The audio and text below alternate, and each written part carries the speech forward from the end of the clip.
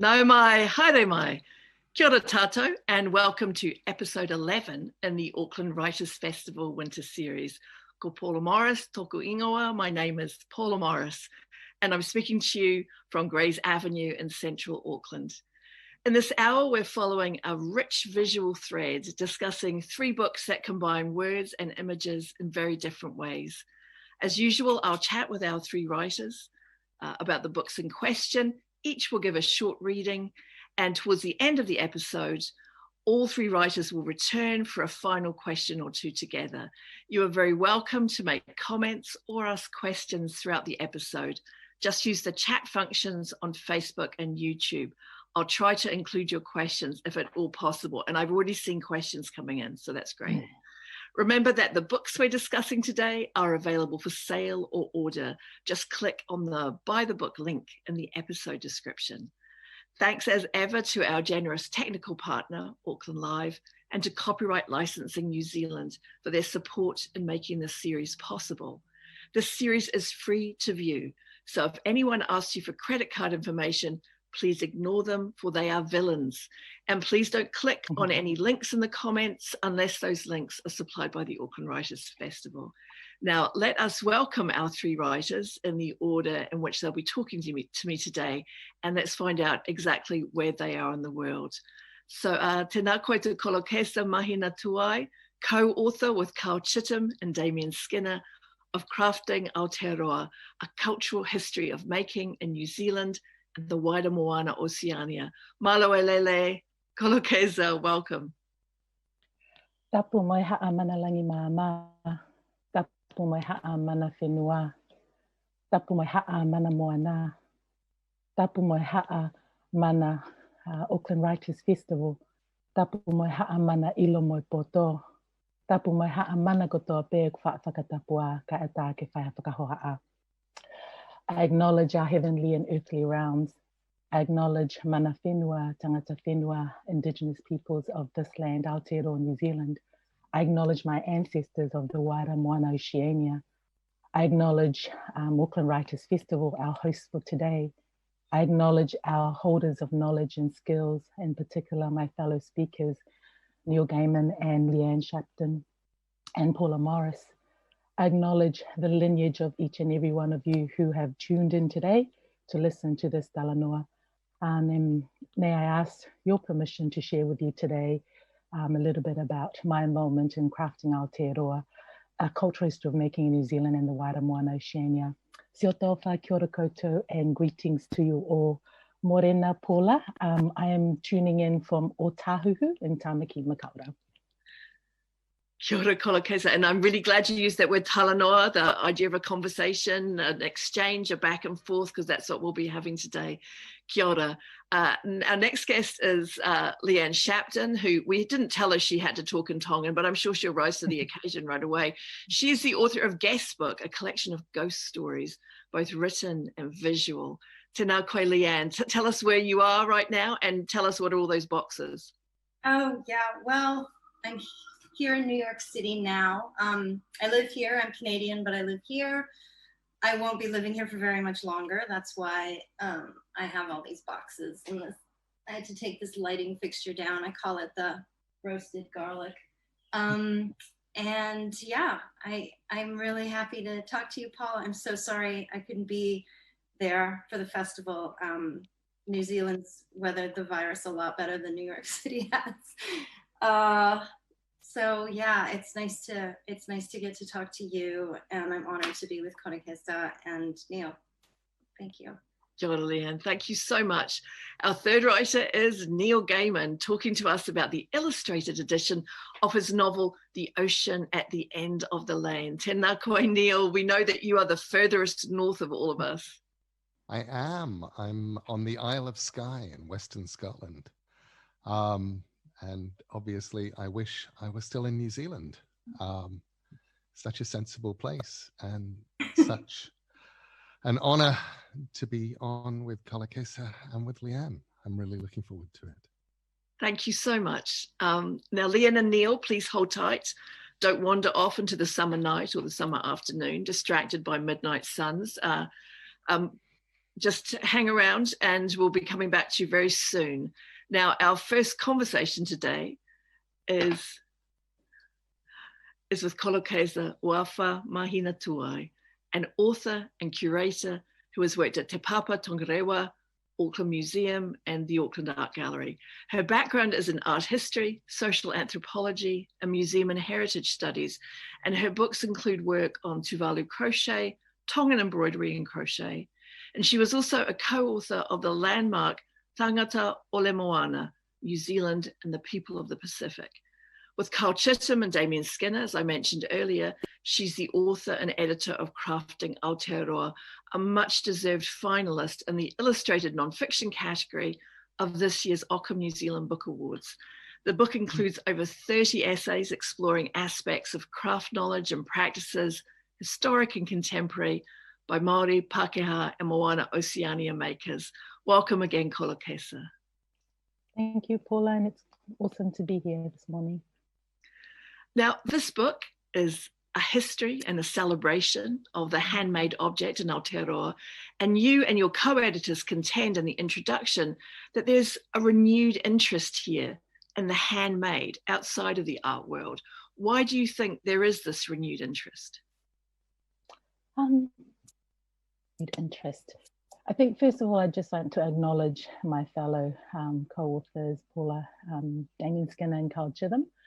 And also we had Rigel Sorzano, who played a really big part in the research side to enable us to include so much in the book.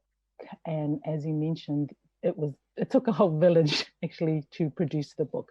We had 60 contributors, that contributed small texts, as you mentioned earlier, but also it was a whole 7 years for Damien, who kickstarted it off, and for Carl and I joined sort of 5 years part of that journey. And the renewed interest, let me just think about that one. I think it's, making, the book is sort of taking a cross-cultural approach at what craft is and crafting in Aotearoa, New Zealand. And it's always been there. I think we touch on the place of making in Aotearoa, with our tangata whenua, and then tried as best as we could to touch on all the other communities that now call Aotearoa New Zealand home. So I think from my perspective, renewed interest maybe is not the right word. It's always been there, but in terms of creating space and awareness to all these making places, and and that's what we've tried to do with the book. And I think just reflecting back on the recent, text of the worldwide pandemic, and the role of making and crafting and was so evident in social media, with a lot of the makers sharing, those who are tech savvy, sharing on that platform, which was amazing because it showed not only those who are known, within mainstream, there is the people that are known within a particular context, and those who are maybe your neighbors, or maybe you live with them in your household, who are makers but are not known, yet they're making a sort of contribution in such a key way to a particular practice. So maybe I wouldn't say renewed interest. I'd say it's always been there. It's how do we bring that out more, so we can see the living and thriving making practices here in Aotearoa, but also beyond Aotearoa shores. I hope that answered your question, Paula. No, absolutely, because you talk in the book about how the word craft is a tricky term here in Aotearoa, because it's politically loaded and has been used in the past, and maybe the present, to maintain hierarchies between the colonizer and the colonized. One produces art and the other craft. And I also read the essay, a very interesting essay you wrote for Garland, on the way the terms heritage, traditional or handicraft can be used to both define and undermine. And I wondered how you think this book and its essays and its different components navigate this language and the tension it creates. Yeah, you've really hit quite a key point, Paula, in terms of, I guess, my contribution to this project, collective project, but also, I guess, the area that I've been a huge advocate of. I think if I could just kind of go back to how I got involved in this project, Damien, as I said earlier, Damien was key driver of this project. And when he approached me, I, at that time and place, I had issues with the term craft. And that was because a lot of the makers I was working with from our Wider Moana Oceania communities, who may be weavers or tapa makers, you know, we're given the definition of you make craft and you make traditional works, but they make art and they make contemporary works. And so when Damien approached me, you know, I said, well, you know, the concept around the project was amazing. And I said, well, are you open to me critiquing the term craft? And he said, yes. And I went, okay, I'm in. But throughout the whole journey and process of being involved in this project from the beginning to the end, I'm not so anti the term craft anymore. You know, I think it really is, it identifies and acknowledges the importance of knowledge behind the use of particular terminologies. And if there are terminologies that are problematic, then why are we still using it? You know, and if there are other terminologies that are more appropriate, then why shouldn't we choose, you know, why shouldn't we bring that to the fore and discard, you know, what isn't working or what isn't inclusive of a wider sort of representative of makers, you know. So yeah, heritage, traditional, craft is all those terminologies that kind of, you know, for me was really good to interrogate.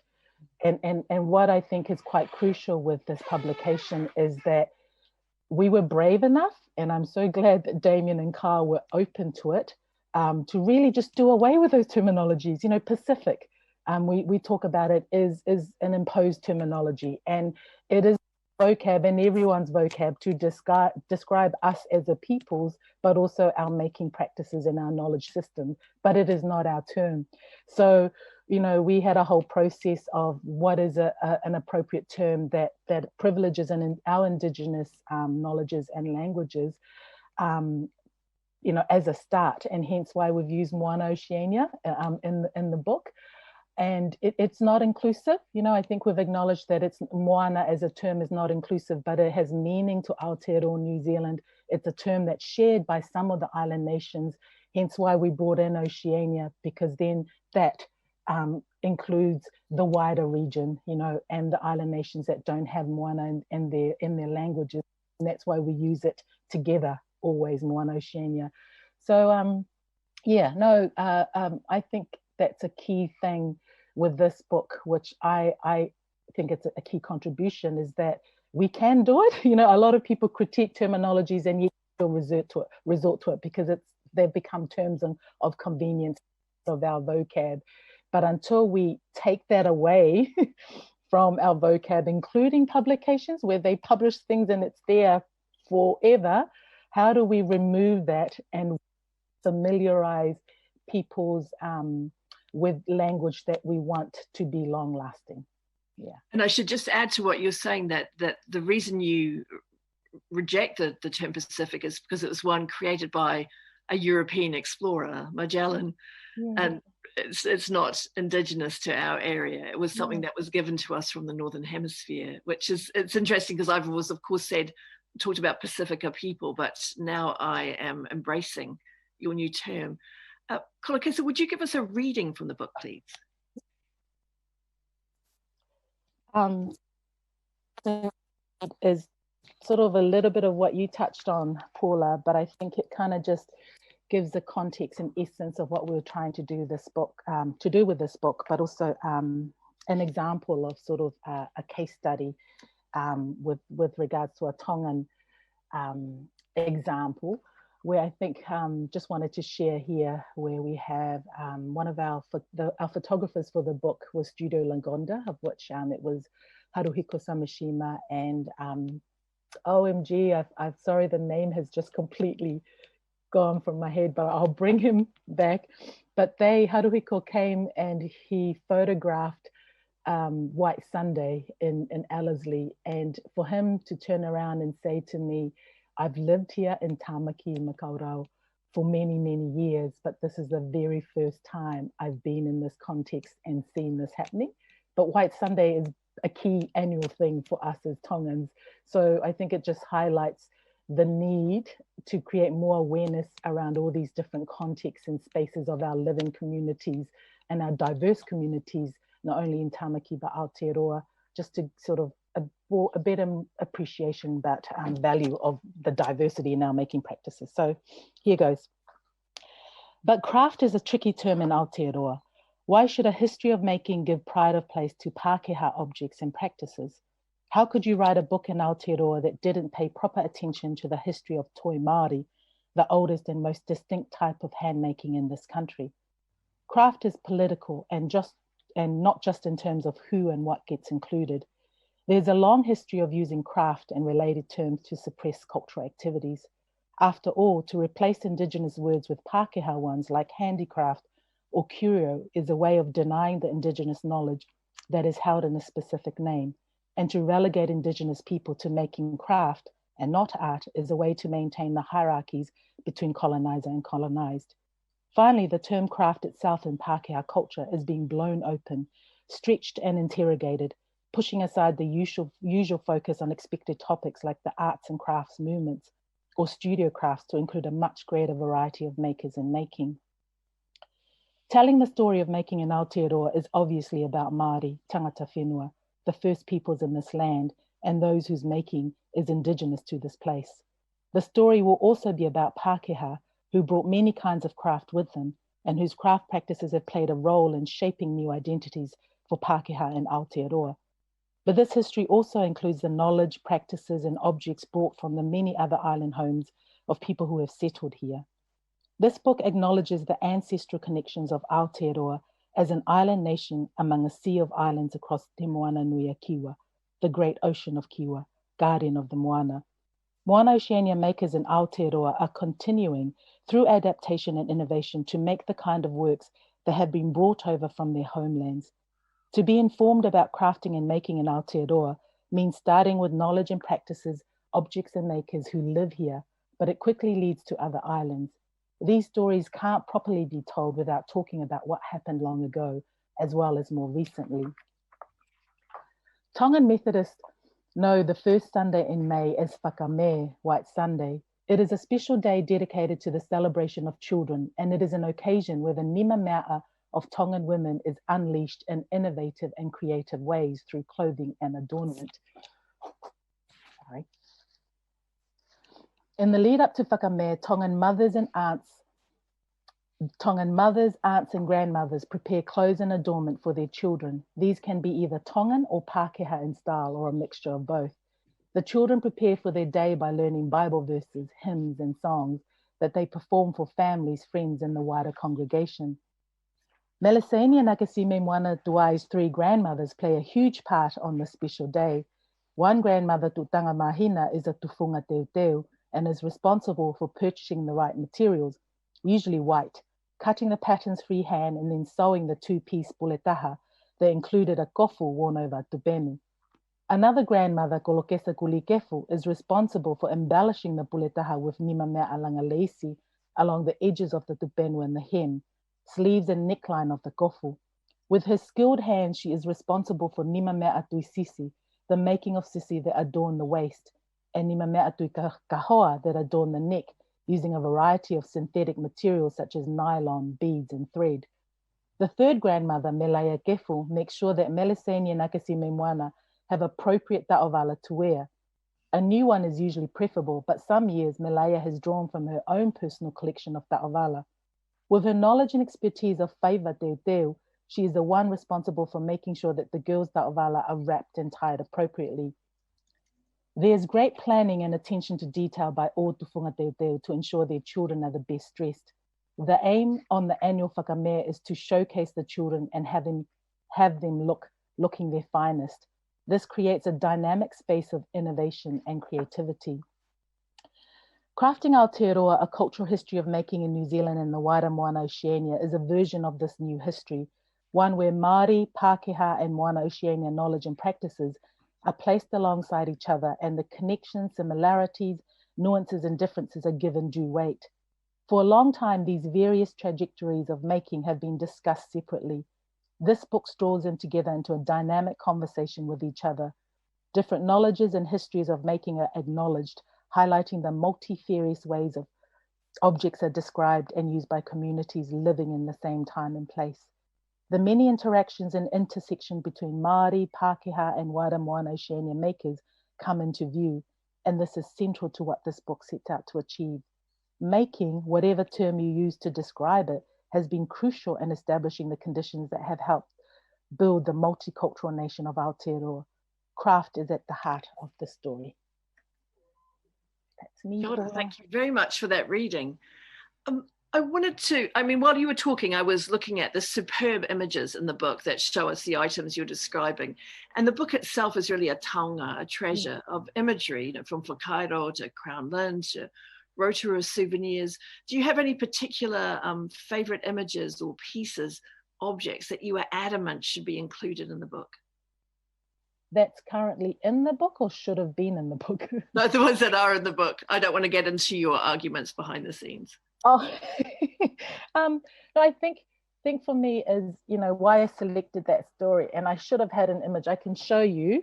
I think that was one of the key things, is that not only because orders, but also my three mothers, showing that, the makers and key people who are, being creative and ingenious in the making certain making practices are those closest to you. And are they known within mainstream? No, but they are contributing to kind of continuing a particular practice that is passed down intergenerationally. And that's what's happening within living communities. And I think, to go back to your question, one key work that we managed to get in this book last minute, and that was because myself and my friend Tolu Ma'anave, Barbara Makwati Awhitu, we run an organization called Lagi-Maama, where we kind of started off our organization through working with a Cambodian community. So while trying to finish up this book project, we were working with this community, and they're one of the communities that are living and thriving here in Aotearoa. And we came across one of the members of that community who had made a particular instrument that's unique to Cambodia, using natural materials, and had, to make it here to continue playing and practicing it here in Aotearoa. So I think, having the opportunity to be working on a project while trying to finish this book, we were able to include that. So for me, I was grateful to include that, because that's one of the things that, we didn't, not as representative in this book as the diversity of all of our communities that live here in Aotearoa. So yeah, just grateful that we're able to get a little bit of a Cambodian practice into the book. Great. May I recommend this book to everyone listening? As essential in Aotearoa New Zealand is an exploration of what we make, our imagination and our skill, and how what we make makes us as a society and group of cultures. The further reading recommendations in the book are also extremely useful. So kia ora, Kolokesa. Thanks so much for being here, and we'll speak later again in this episode. Thank you. Thank you, Paula. Now, our next guest today is LEANNE SHAPTON, writer and artist, born in Canada and currently living in New York, as she said. She has written and illustrated 11 books and is an acclaimed designer for books and periodicals, including the New York Times Style Magazine, Paris Review, and Granta. Her covers are so amazing that I spent time I should have been spending on preparation for this episode, saving her images to my Pinterest account. Her book, Swimming Studies, about her youth as a competitive swimmer, twice reaching the Canadian Olympic trials, won the 2012 National Book Critics Circle Award for autobiography.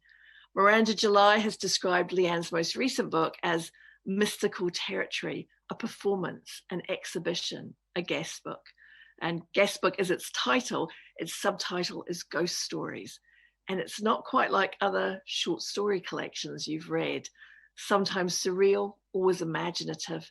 Guestbook is an object of beauty and mystery that plays with words, art, and our expectations.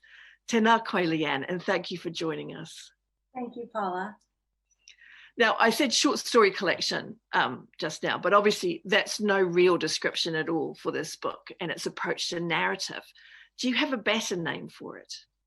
I actually think a short story collection is fine. I mean, there was a little debate when we were publishing it whether to actually say ghost stories or just say stories. And I was ambitiously trying to push the form of the ghost story, but at the same time, I really want to push the form of the short story too. And so a collection of stories is fine by me, if that's how you see it. Yeah. That's good. Now, in small print on the copyright page, we learn that the stories in this book are illustrated by a combination of photos taken and staged by the author and found photographs. And it says all the captions and characters are fictional.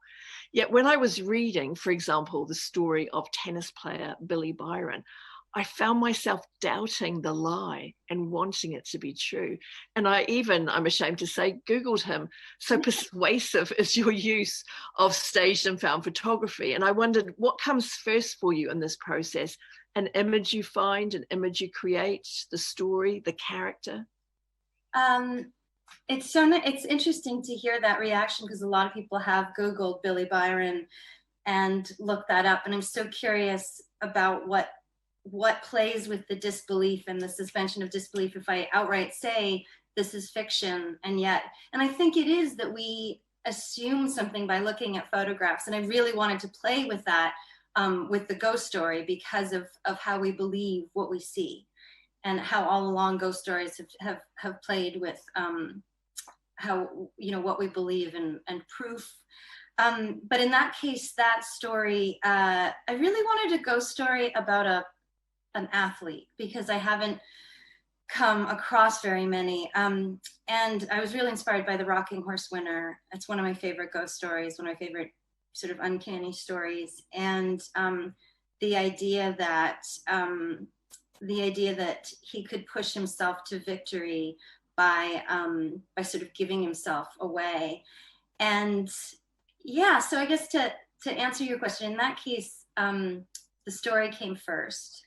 But I really wanted to, there are a mix of images I found of sort of boys playing, vintage pictures of boys in the 70s and 80s playing on courts. And then I had to go onto a stock photo site and try to find pictures where players' faces were obscured. I'm really going into, the sort of explain this, how the sausage was made with this. But there's pictures, like one of those pictures of the player on the court is actually a woman, a Chinese player. There's Djokovic, I think there's Roddick, but I was looking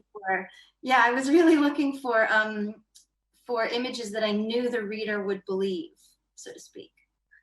And I should just say the story you referenced just now, The Rocking Horse Winner, is by D.H. Lawrence, yes? Lawrence, yeah. And I actually wanted to talk to Neil about that story as well. So maybe we could talk some more about it. Now, in your story, Christmas Eve, the illustrations are pieces of vintage wrapping paper, beautifully colored. It's a passion of my own, I have to tell you. And the one on page 84 looks very familiar to me, eerily familiar. And so I was talking with Kolokesa just now, as you know, about the tension in her book. And I wondered if this is part of the tension in yours, the use of the familiar out of context and in a way that queries our understanding of actually what illustration of a story means. Yeah, I'm glad you picked up on that. I mean, in the case of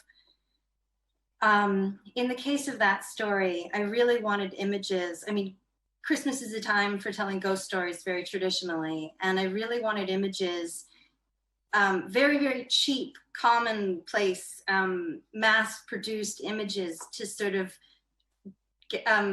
reflect to the reader what our common visual memory of Christmas was. So I looked specifically for snowfalls at night. So the sort of snow on a dark background, the kind of silent night image, and tried to find as much of that wrapping paper as I could, so that, again, there would be this sort of literally a wallpaper that we all recognized as we were reading the story. And that, of course, has a whole different layer as well for us in the Southern Hemisphere. We grew up with summer Christmases, and yet that imagery is very familiar to us. I mean, we grew up seeing holly and berries and robins. Yeah, we had not seen them in real life at all. I think that's part of the reason I'm so drawn. I was so drawn to those illustrations in your book, or the use of that wrapping paper, because it has even broader connotations about how our notion of Christmas is imported. It's a received story in a way too. So yeah. We could just have a whole Christmas episode actually and discuss that. Yeah. And linking back to sort of what Kolokesa was saying about sort of a shared history. I mean, I'm very, very interested in our collective image bank. And, even, you saying even that you have summer Christmases there, that you still can read and can understand and get a sense of what that wrapping paper emotes. Yeah. And bizarrely, what it does suggest is real Christmas, even though, of course, it's fake Christmas because it's wrapping paper that's often quite kitschy and garish, another thing I love. Now, the picture on the cover of your book is a drawing of an iceberg that also kind of looks like a ghost. And in fact, my husband was delighted that he had worked out it was an iceberg before I did. Now, it's drawn by a Titanic survivor, and we see it again as an image in the story. The iceberg is viewed by eyewitnesses. But again, the story or the testimonies that accompany it are unexpected and not about the Titanic at all. And in another story, the text asks us to think about what you don't get to see. And I wondered, is that what the icebergs suggest in the earlier story? What's missing from the accounts we're reading? What neither the images or the words on the page can tell us? Sure. I mean, you could say, I've never really articulated this before, but this whole book is about the version you do get. And the fact that our closest version to the iceberg that struck the Titanic is this really kind of poor drawing. I love this drawing. It's by George Reams. It's in the National Archive. But that's the best we got. Even though photography was invented, this is the most reliable image of that iceberg. There's, as you know from the story, there's hundreds of pictures that, is this the iceberg, shot from the Carpathia and stuff, but it is in fact this that we look at that sort of carries all of our knowledge of that night, because this is proof. This is what the lawyers asked him to draw, with a pencil that day in the office. So yeah, I'm really interested in versions and what we do get and what we do receive as proof, and how that's all we got. Like it's scary, but it's also interesting to sort of go through the layers and go, why is this my version? And why is that someone else's version? Yeah. Leanne, would you read to us from your book, please? Sure. I'm going to read the first story, which is called S as in Sam, H-A, P as in Peter, T as in Tom, O, N as in Nancy. And it is accompanied by photos, but I need to look at it, so I can't know. Tom disappears for, sorry, I skipped S as in Sam. Sam has blue eyes, ex-Royal Canadian Air Force, flew a B-25 bomber in World War II, likes his sherry and salted butter and conservative politicians. He wants to cheer her up. Sam keeps watch with night patrols and lands birds on her windowsills. He is 75% deaf. He is seen in the reflection of the porch door. Peter is tall for a Filipino and thin. He wears wide whale corduroys in colors like rust, mustard, and moss. His hips are broad, and when seated in a chair, he crosses his legs at the knees. He likes ketchup on most foods. He has big ears and hands. His skin is the color of wet sand. Peter is methodical. He is the one who keeps her safe. He is the one who loves her, reassures her. He can be heard as the murmur of company in the living room. Tom disappears for weeks on end, but when he's there, he's smiling and curious. He's mischievous with her fate and capricious with her time, putting things in her path that could spell disaster or wisdom. Tom is an augury. Tom is a finger shaker and letter writer. He can play the guitar. Guests have reported hearing his music late at night. Nancy has a big mouth, opinionated, imperious, and uninhibited. She does not worry what anyone thinks. Nancy loves doing laundry. She launders everything. Nancy has big breasts and pushes them up, no qualms. Nancy is the one who makes her heart beat louder and her shoulders shrug. Nancy draws a circle around her. She holds her and is as dark blue as night, as white as noise. Sometimes there's the banging sound of sneakers in the basement dryer. Thank you very much, Leanne. Thanks, now, we'll be talking to Neil soon about terrifying houses, among other things. But one of the most frightening stories in Guestbook is Peel House, in which the story itself is formed by captions to black and white photographs. Now, in the sparseness of the words and the murkiness of the images, you create a powerful and very unsettling feeling of unease. And I wonder, is this what draws you to ghosts as the link in this book? Do they toy with our deep fears and the dark parts of our imagination?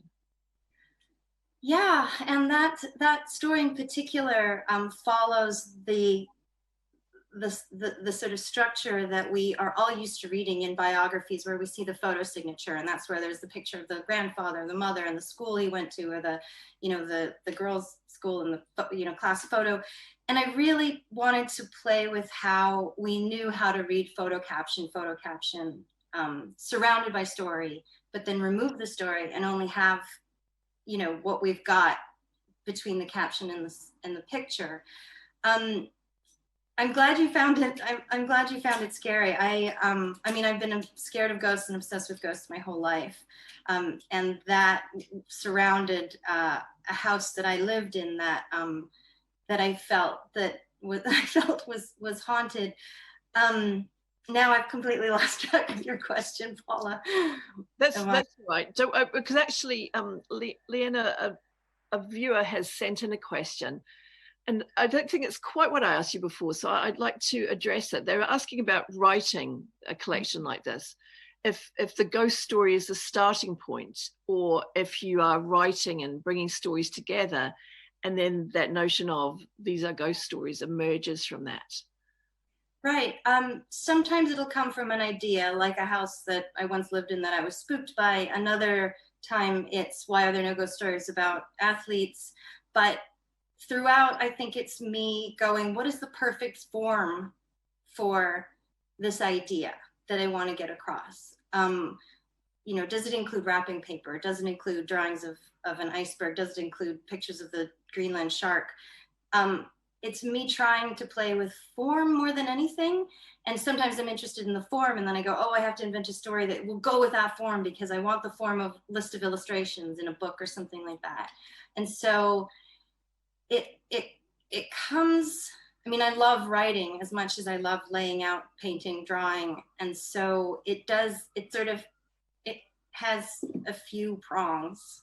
And then you get to always go in and rewrite, whether it's rewriting the images, rewriting the words and the text in that. So everything, I consider laying out images writing.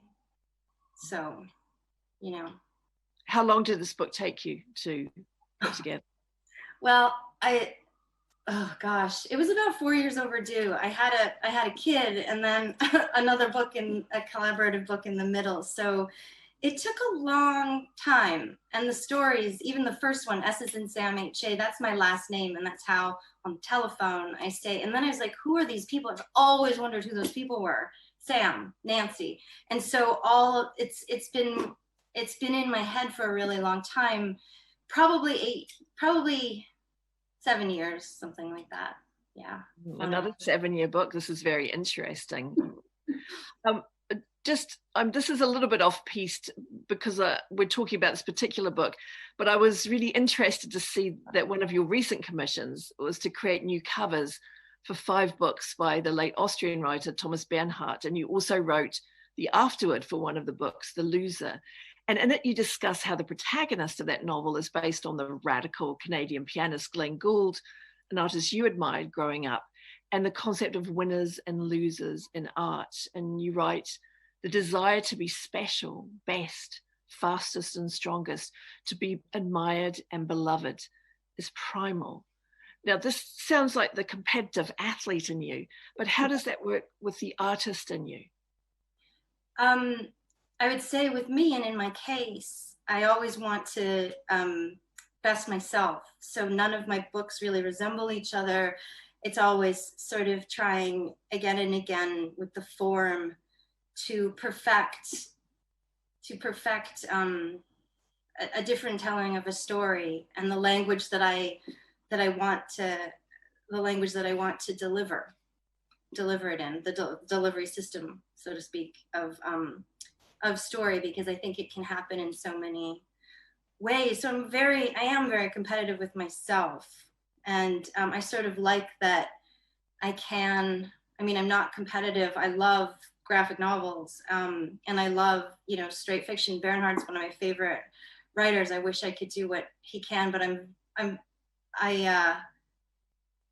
very aware that I'm in my own lane, but want to not be in my own lane. And I don't know, it's a funny thing. But yeah,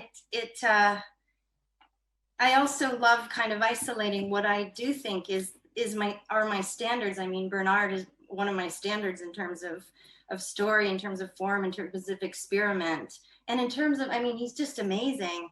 And Alice Munro, whose birthday was yesterday, again, another kind of standard bearer for me. So yeah, I wouldn't say I'm competitive with them, because I know I will never get that or be that, but I want to be as good as they were to themselves, I suppose.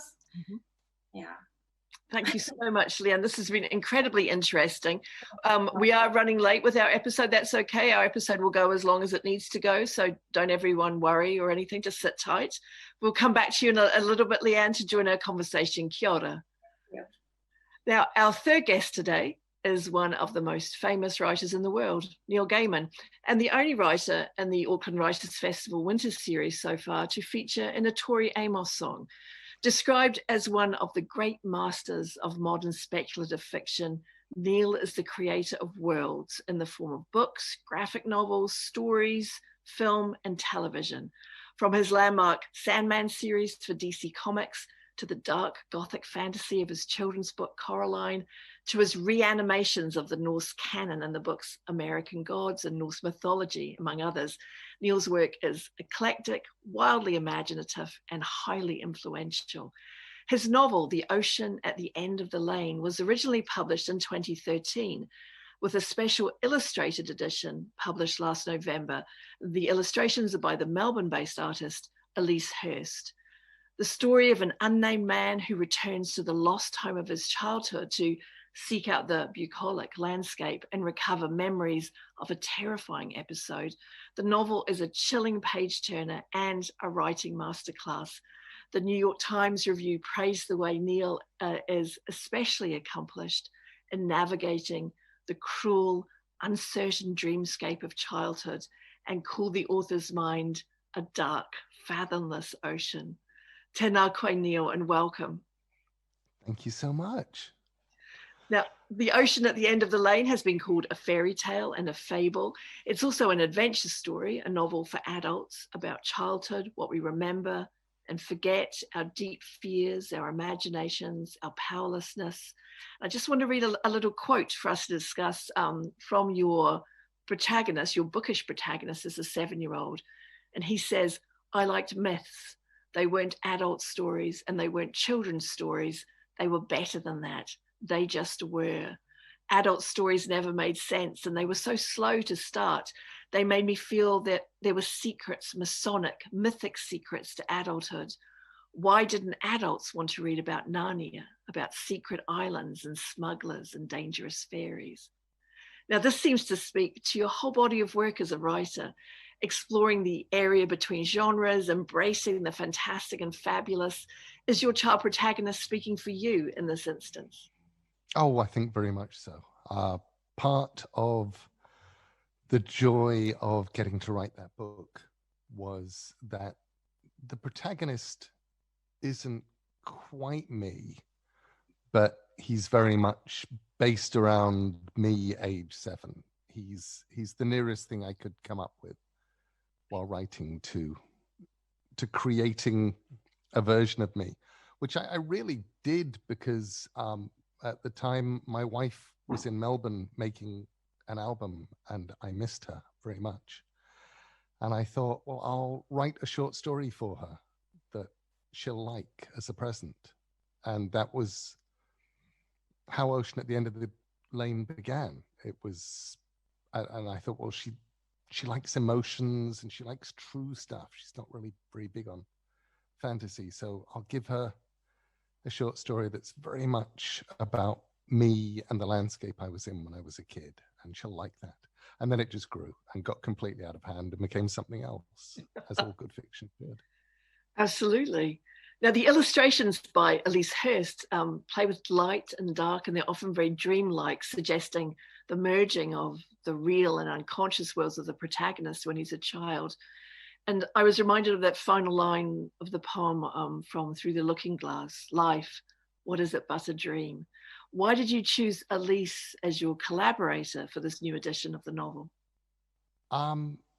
Elise had, I'd encountered Elise, although not actually, oddly enough, initially met her when I was in Melbourne some years ago. And she came to an event of mine and had to leave, but left me a sketchbook to look at.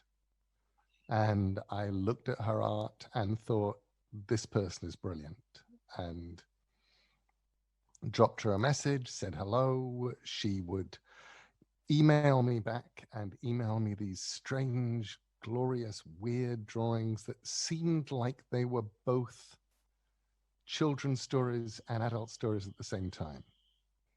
And which meant that the very first time somebody said to me, who would you like to illustrate Ocean at the End of the Lane?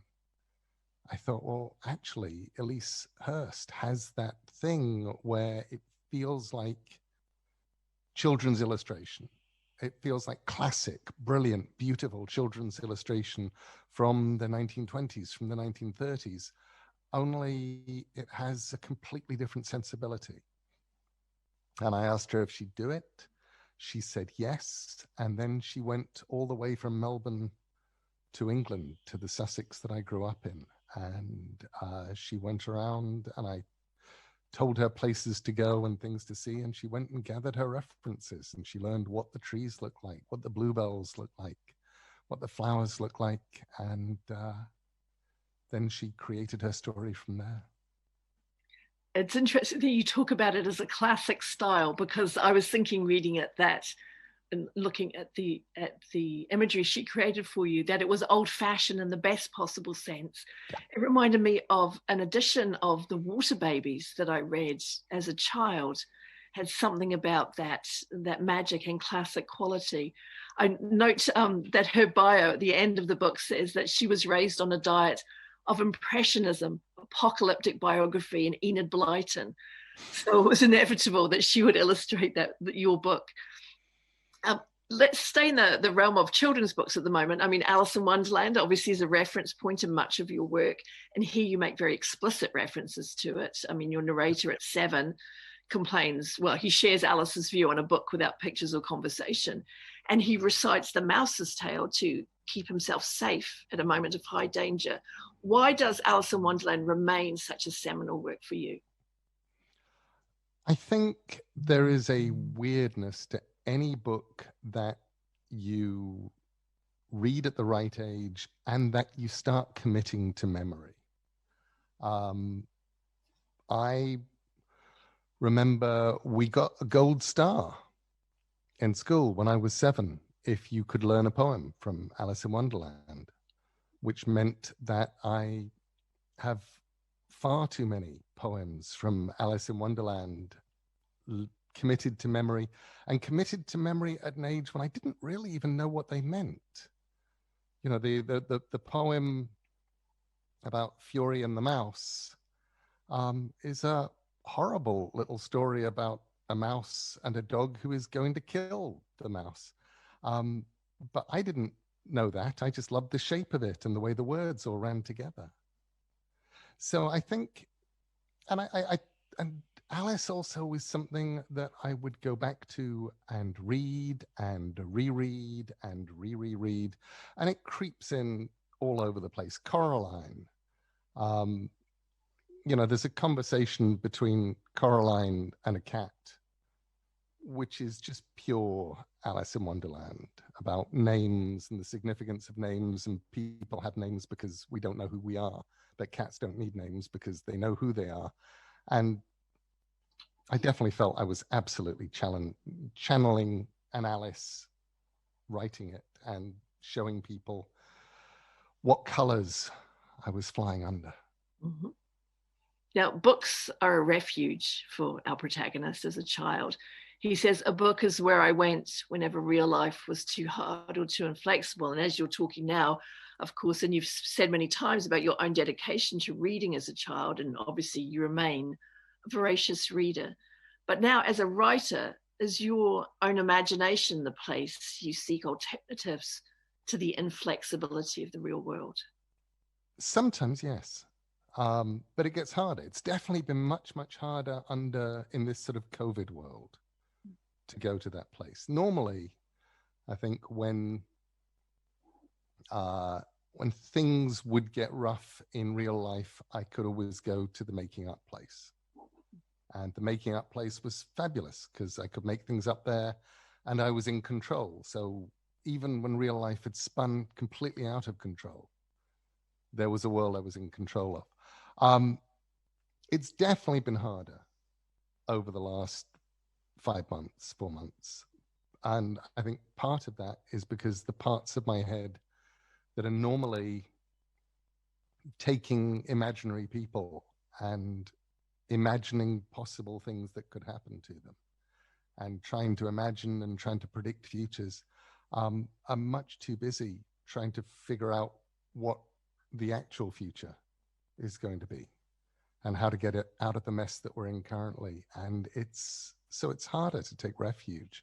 And I've been taking a lot more refuge in books by friends, and actually in rereading a lot of old children's books as well, getting fascinated by books that I loved when I was 8, 9, 10, and finding out if any of them are still readable as an adult, if there are things to enjoy, if there are writers whose work I can find things in. And that's been fascinating too. Although right now I'm reading Utopia Avenue by David Mitchell, and he's just magic. I love the way that he puts a sentence together, and his stories and his people. It's just wonderful. Absolutely. And he is familiar to many of our Auckland Writers Festival audiences because he's obviously taken part in the festival here before. It's interesting you're saying this, Neil, because my sister spent quite a lot of lockdown here rereading the novels of Eleanor and Brent Dyer, the chalet school books that we grew up with. It's quite interesting, as you say, in a time of crisis, we take a step back to things that gave us some kind of nourishment in childhood. I've definitely found that there are writers who I've had no particular interest in going back to, or there have just been a lot of other things to read, who I've been going, okay, I wonder if I can find some solace in there. This is an author that gave me magic a long time ago. Is there magic still to be found? And sometimes there is. Neil, would you read to us from your book, please? Of course.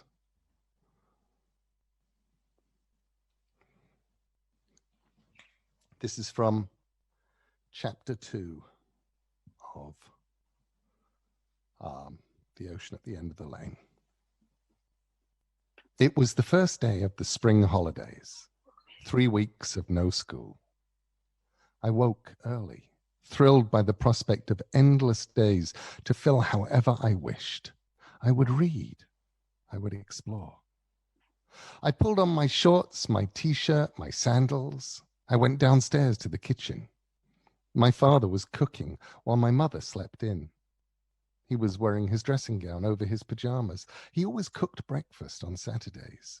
I said, "Dad, where's my comic?" He normally bought me a copy of Smash before he drove home from work on Fridays, and I would read it on Saturday mornings. In the back of the car. Do you want toast? Yes, I said, but not burnt. My father did not like toasters. He toasted bread under the grill, and usually he burnt it. I went outside into the drive. I looked around, I went back into the house, pushed the kitchen door, went in. I liked the kitchen door. It swung both ways, in and out, so servants 60 years ago would be able to walk in or out with their arms laden with dishes, empty or full. Dad, where's the car? In the drive. No, it isn't. What? The telephone rang, and my father went out into the hall where the phone was to answer it. I heard him talking to someone. The toast began to smoke under the grill. I got up on a chair and turned the grill off. That was the police, my father said. Someone's reported seeing our car abandoned at the bottom of the lane. I said I hadn't even reported it stolen yet. Right, we can head down now. Meet them there. Toast! He pulled the pan out from beneath the grill. The toast was smoking and blackened on one side. Is my comic there, or did they steal it? I don't know. The police didn't mention your comic. My father put peanut butter on the burnt side of each piece of toast, replaced his dressing gown with a coat worn over his pajamas, put on a pair of shoes, and we walked down the lane together. He munched his toast as we walked. I held my toast and did not eat it. We'd walked for perhaps 5 minutes down the narrow lane which ran through fields on each side when a police car came up behind us. It slowed, and the driver greeted my father by name. I hid my piece of burnt toast behind my back while my father talked to the policeman. I wished my family would buy normal sliced white bread, the kind that went into toasters like every other family I knew.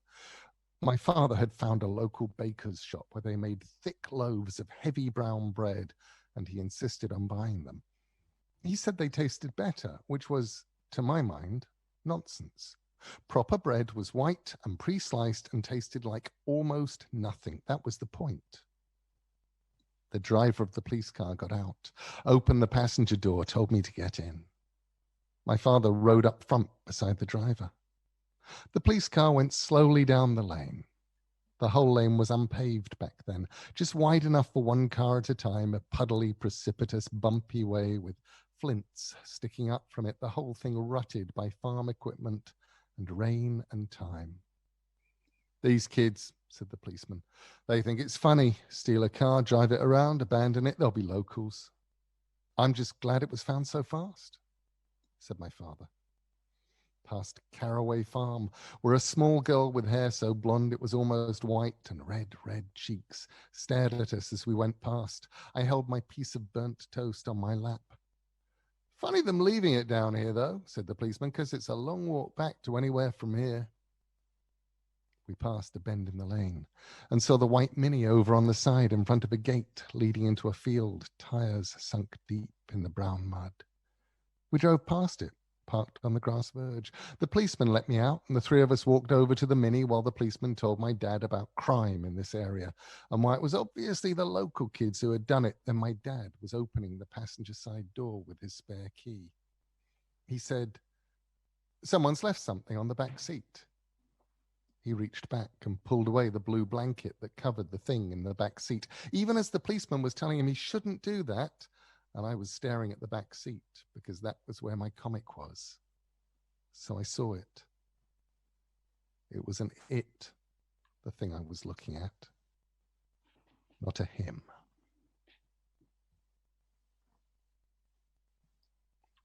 Kia ora, thank you so much, Neil. I can't tell you tell the audience how much that book is a page turner if they've not already read it. We have a viewer question here. I just wanted to ask you, the viewer writes that obviously your main character in the ocean at the end of the lane is nameless throughout the novel. And the viewer asks, is he nameless to you too? Or do you know his name? Oh, I know his name, but it was fun. I actually, in the very first draft of the novel, he was named once. And then I thought, actually, one of the interesting things about names is you really only use them with other people. And I was becoming fascinated anyway by the use of names in Ocean at the End of the Lane, and the fact that none of the men actually have names. There is only one male name, I think, pretty much used. And other than that, everyone is simply described by their function. There's the South African lodger. There's my father. And I thought, okay, well then I think I can lose, I'll lose the name of the protagonist as well and see if anybody noticed. And mostly people only notice when they have to talk about the play or the book. And actually, when we did it as a West End play, there was a point, the National Theatre in the UK made Ocean into a play. And they asked me if they could name the character. And I said, sure, of course, if that makes things easier. And they went through rehearsal after rehearsal with the character named, and then realized they didn't need it. And these days, in the cast list, he's just listed as boy. Leanne and I, as you know, were talking a little bit earlier about a specific D.H. Lawrence story, The Rocking Horse Winner, which she's described as a ghost story and a horror story. And it also involves a boy, a house, parents who are less than reliable, and the adult need for money. And this notion of money and the sense that it solves problems, or in fact creates problems, is very important in your novel too. Was that always central to the story, or is it something that emerged as you were writing? Well, everything in that novel emerged in the writing. It was the most sort of emerged in the writing thing I think I've ever written. And one of the things that kids, when adult money issues impinge upon children's lives, it becomes a specific thing. And I loved the idea of a monster, of something awful and primal that was trying to make people happy by giving them money in all the wrong ways. And so that definitely emerged from, the starting point of somebody who has committed suicide in the wrong place and in the wrong time and woken something up by killing themselves over money issues. And then going, okay, well, I guess the thing that they've woken up is going to be trying to give people money. Now, on the subject of money, I wanted to ask you one more question from a viewer before we bring our other writers back to chat. The viewer asked, given your enormous popular success, how easy is it to stay true to your imagination and ignore the voices of the marketplace? How do you navigate that? Mostly I navigate it because I've never been any good at it to begin with. And I've learned over the years to do the things that I'm good at. And one of the things that I'm really bad at is writing for money. The first book I ever wrote, I wrote only for money. It was a biography of Duran Duran by me as a 23, 24-year-old young journalist. And I did it because it paid my rent and it paid for me to get an electric typewriter to replace my manual typewriter. And the book came out, it sold out, and a week later the publisher went bankrupt, and I never got any royalties. I had to look at this and go, well, actually, this was all this time that I spent selling out, and I didn't really even actually get the money. Maybe I shouldn't do that. Maybe I'm better off just doing the stuff I like doing, and that way, if something goes wrong and the publisher goes off into involuntary liquidation, at least I'll have made something that I love. I feel that Duran Duran kind of owe you, to be honest.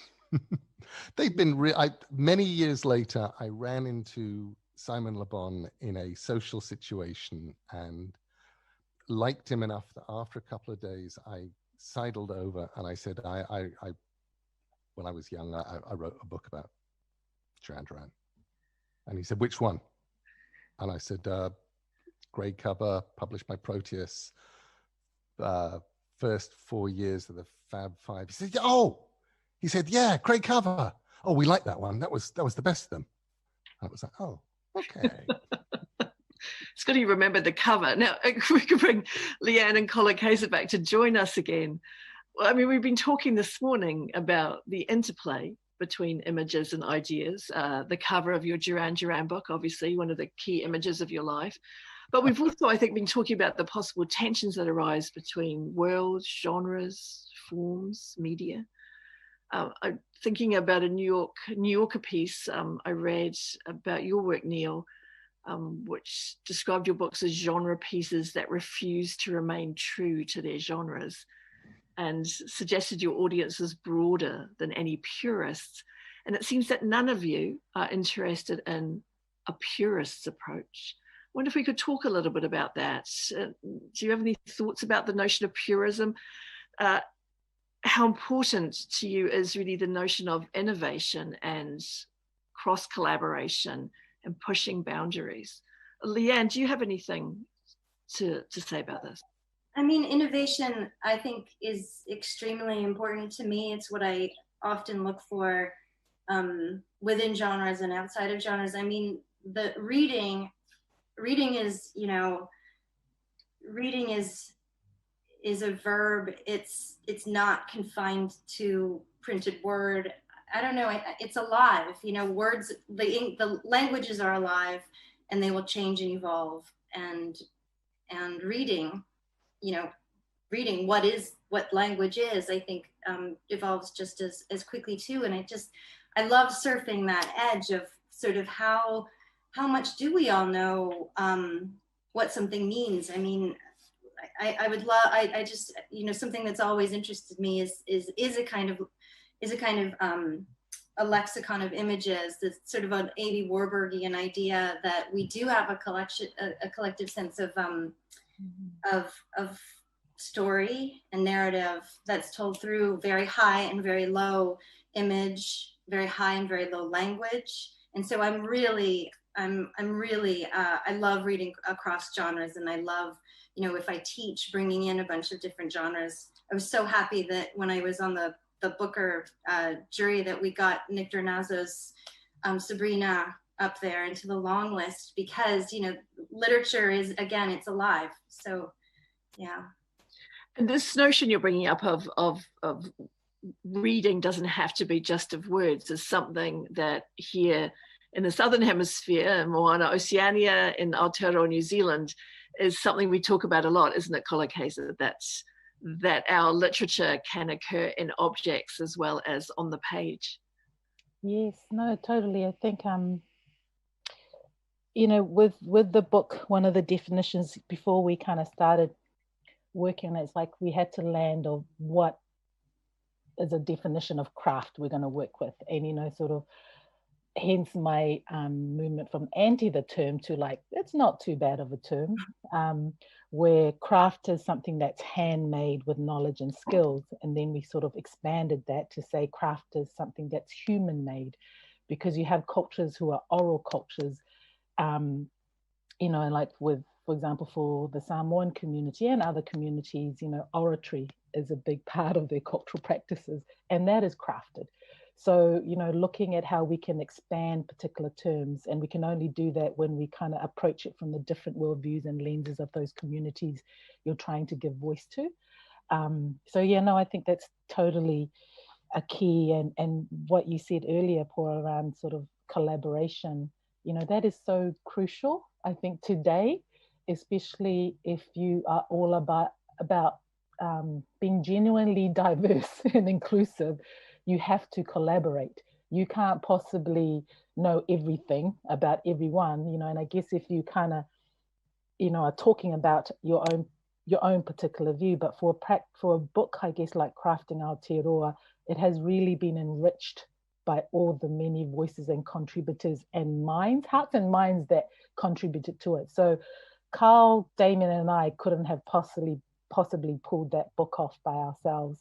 You know, and, you know, we did what we can. We brought in our areas of expertise and knowledge, and then drew on everyone else that we knew would enrich it. And that was from those that are quite well known within the sector and mainstream, and the unknowns, you know.